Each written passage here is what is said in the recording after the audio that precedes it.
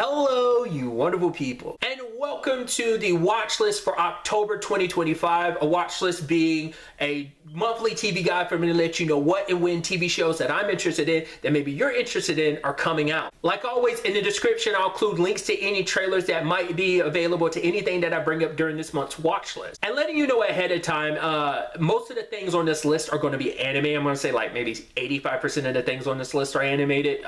Maybe 3 of them are live action. So if anime isn't your cup of tea at all, just letting you know ahead of time. On October 2nd on Crunchyroll, we have this new series, This Monster Wants to Eat Me.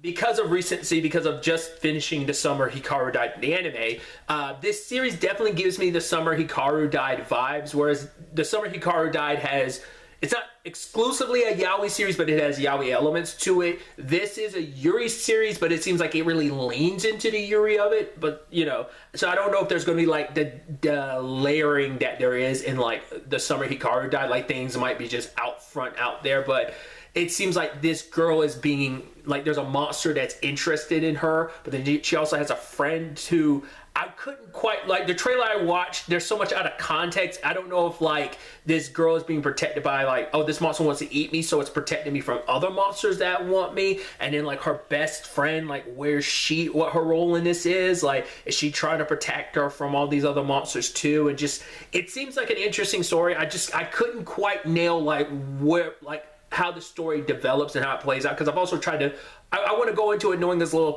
as possible too, so I was kind of confused on where things are going, but I mean, it seems interesting, and like I said, because I like the Summer Hikaru Died, it seems to have similar vibes in some regards. I'm interested to check it out. On October 3rd on Crunchyroll, we have another new series called Past the Monster Meat Milady. Essentially, there's this woman who's like fascinated and enjoys eating monsters, but it's kind of led to her having a bad reputation society-wise, but then there's like kind of this mad king or whatever who's taken an interest in her. In fact, she cooks these monster meals for her and he really enjoys it, and it's kind of this interesting like fantastical romance series of like, oh, like finding someone who kind of sees you for yourself and enjoys your quirky nature of liking the and enjoying eating monsters. It seems like an interesting premise, so I'm interested to check it out and see kind of where the story ends up going. On October 4th on Prime Video, at least outside of Japan, we have this new anime series called Sanda.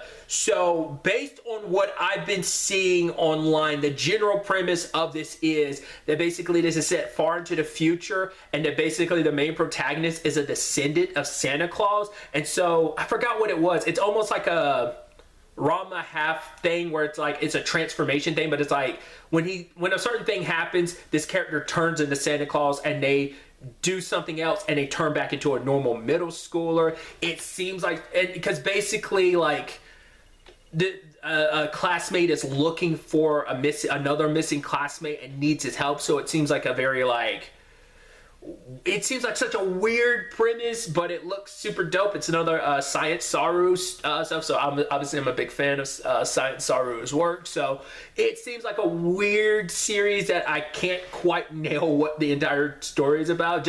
I'm basing it on what I saw on Wikipedia, because I think it's another one of those series where I can't find like an English translated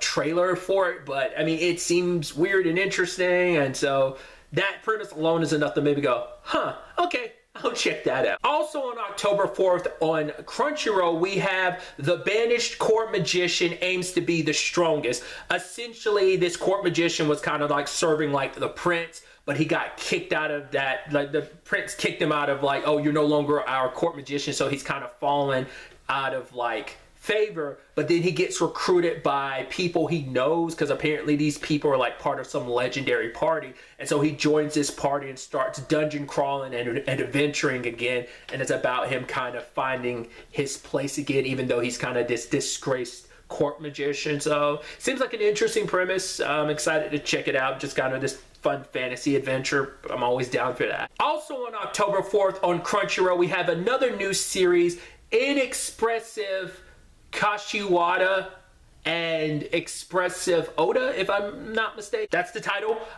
Essentially, it's this budding romance story about a guy who is very expressive and a girl who isn't, and him trying to do it. Like, initially, it seems like he's just doing it just because he can never get a rise or reaction out of her. She feels stuff, but she's never able to kind of display it on her face. So, kind of like almost like a, probably not for the same reasons, but a little like how, you know, Mob from Mob Psycho was never good at displaying his emotions and showing how he feels.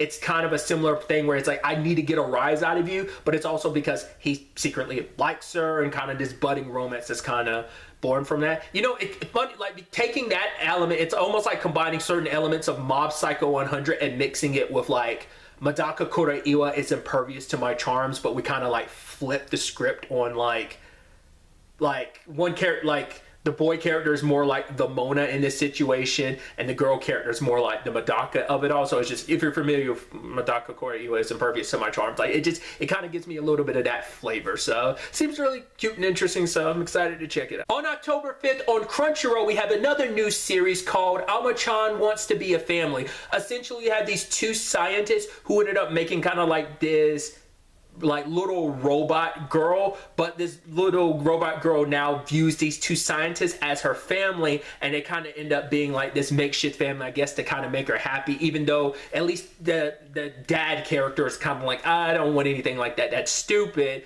And the mom is probably just, the mom character seems maybe just as not as receptive to, but maybe a little more okay with, but they're doing this just to kind of, I guess, keep an eye on the robot, maybe fix whatever issues created this. But it seems like to be a just straight up comedy series, so I think it's like, okay, what kind of shenanigans ensue? But it feels like that could also be a very heartwarming premise as well, to see kind of how that develops and how they do grow into a potential family. Like these scientists who are just working together, like whether something beautiful can be born from like this makeshift family, like a made family type of story. Seems to be the case. I'm only basing this on a trailer I watched, and that might have been like a teaser trailer that gave you like the bare minimum of what the premise is, but I mean, it seemed interesting, so I'm curious to see how that story develops and where things kind of go in this, like I said, makeshift family dynamic. Also on October 5th, also in Crunchyroll, we have a new series called Mechanical Marie. Essentially, we have this guy who is like, I guess from some like high powerful family. Basically, he doesn't like people with emotions, so he thinks like the person he's hired as a maid is actually a robot, but it turns out she's actually a real human. But it's like, I guess she's actually like a martial arts fighter or something like that, but she's good at hiding her emotions because she has to, because this guy threatens to kill anyone with emotions, so she's playing the role of a robot. And once again, just kind of like this romantic comedy shenanigans ensue type of thing. So it seems really interesting, and I'm excited to check it out to kind of see the full scope of like, first and foremost, did she just like take the application for this job not fully knowing what it was, or what, like how she got to where she is, and then where things kind of go from there. It seems like quite, you know, the odd coupling of pairing of like, oh, I don't like people with emotions, and I'm hiring someone who actually has emotions, but they're pretending not to be an emotional person, to like trying to pretend to be a robot. It seems interesting, and I'm interested to see where things go. On October 6th on Crunchyroll, we have My Status as an Assassin obviously exceeds the hero. Essentially, we have like, I believe the premise was like, it's an isekai series where this guy comes to this world. He gets summoned, I think him and his friends, but then there's like nefarious things behind like the king summoning him, and you find out more about it. He gets framed for a crime. I don't know. I think I remember reading that basically his friends helped betray him. So there's a little Ubel Blatt element to this if you're familiar with that series. So I don't know if I think that's the series, not unless I'm conflating it with another one, but yeah, it's about him kind of getting his revenge while also trying to find a way back to his world. But first and foremost, I need to get my get back. So seemed interesting. I'm interested to kind of see the full scale and scope of everything, to kind of unravel this mystery of like, why was he summoned, and what is potentially the darker play. On October 26th on HBO Max, we have this series It Welcome to Derry, this being a It prequel series, which I'm very excited to check it out. I do still need to watch the second It movie, the more recent one by Andy Muschietti with Bill Skarsgård as Pennywise and Con, because I definitely saw the 2017 first part, but I never saw chapter 2. I saw the ones from the 90s, so I know roughly the story. I might not remember everything, but I do remember how things play out, but I've never seen this most recent adaptation of it. So I want to rewatch the first one because I haven't seen it in a long time, and then watch chapter 2 in preparation for this. But I'm excited. I like this world. I'm not the biggest like horror person, but I'm really interested to check this out, especially like to kind of learn more about Derry's history. Like, I'm sure a lot of the seeds were planted, because I've never read the original like book or anything story related, because I don't know how much exists outside of the core It story. I don't know if like Stephen King ever did like other short stories related to Derry, or were they all implemented in the actual story of It. Like I said, I've never read the book. I have only ever seen like the adaptation. So, but just from the teaser trailer I saw, it seemed really interesting, just as creepy and spooky as and scary as the movie. So I'm excited to check it out. Also on October 26th on Paramount Plus, we have season 4 of Mayor of Kingstown, which I'm so excited to have Mayor of Kingstown back. I avoided watching the trailer, so I have no idea what to fully expect from this season. I don't even fully remember everything that went down last season. I believe Milo's dead. I think they killed him, but I believe like the criminal like sides of things are still up in arms and chaotic. I know some of the character deaths. I could definitely see this season opening with Mike finding out about Iris. That was a depressing angle to season 3, but like to see where things kind of go, where Mike's role continues to be with just everything going on.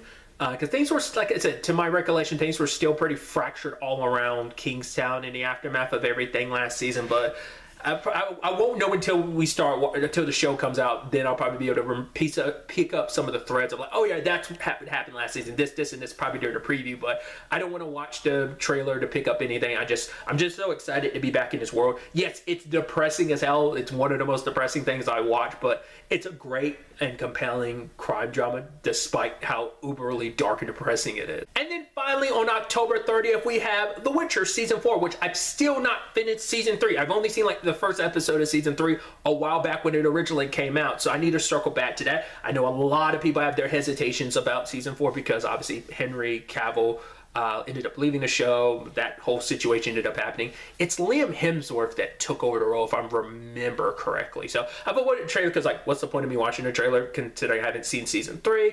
A lot of people are not happy.